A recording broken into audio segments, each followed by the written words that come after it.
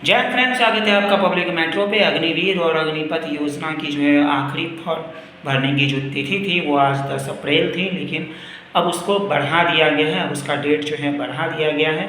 तो हम जानेंगे क्या क्या क्वालिफिकेशन है, कहाँ आप जो है जाकर के उसका फॉर्म फिल कर सकते हैं और किस तरीके से आप भर सकते हैं, ये हम जानेंगे।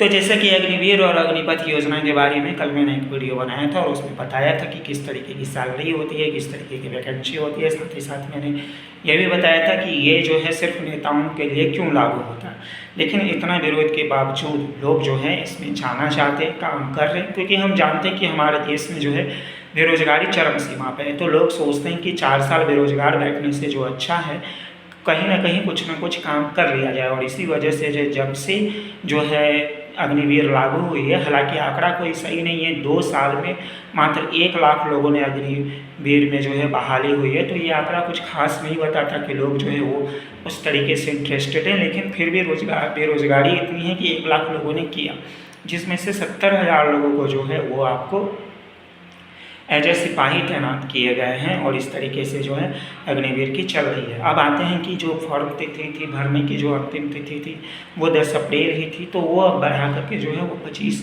अप्रैल तक कर दी गई है। क्वालिफिकेशन इसमें 8वीं 10वीं पास 12वीं पास के साथ साथ ग्रेजुएशन लेवल और जो डिप्लोमा तक किए हुए हैं वो भी भर सकते हैं। सैलरी आपको पता ही है कि क्वालिफिकेशन के हिसाब से होगी। एज मैक्सिमम जो है अलग अलग कैटेगरी के लिए अलग अलग है, वैसे रखा गया है। 17 प्लस होना चाहिए, यानी 18 से 21 का बीच जो है वो होना चाहिए। फॉर्म को आप अप्लाई कहाँ कर सकते हैं, तो joinindianarmy.com पे वेबसाइट पे जाकर के जो है आप वहाँ से फॉर्म भर सकते हैं।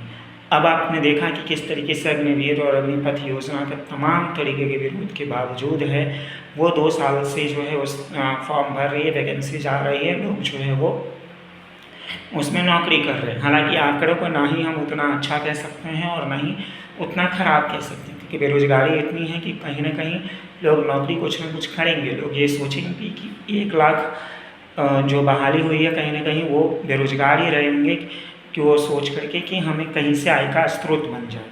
बाकी आप क्या सोचते हैं, आपको क्या लगता है, क्या 2 साल में 1 लाख अग्निवीर की भर्ती सरकार का ये योजना सफल है, या ये दर्शाते हैं कि सरकार की ये योजना असफल है? आप हमें कमेंट करके ज़रूर बताएं और खबरों के लिए देखते रहिए पब्लिक मेट्रो। जय हिंद।